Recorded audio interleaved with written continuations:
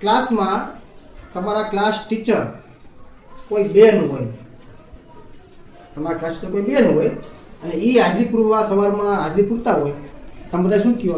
Yes teacher, yes teacher, yes teacher. તમે એને teacher teacher કરો. અને કોઈ સાહેબ હાજરી પૂરવા માટે આવે તો તમે શું કહો? Yes sir. Yes sir, yes sir, yes sir કહો તમે. તો ટીચર તમે એ બેન માટે વાપરો છો અને સર છે એ સાહેબ માટે વાપરો ને. પણ એ તમારો નિયમ ખોટો છે.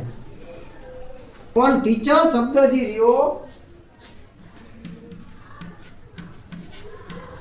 ટીચર જે શબ્દ છે એ સાહેબ અને બેન બંને માટે વપરાય છે. શબ્દ વપરાય. ટીચરનો અર્થ જ એવો થાય કે શિક્ષણ આપનાર.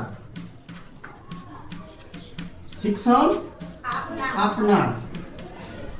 ટીચર એટલે શિક્ષણ આપનાર.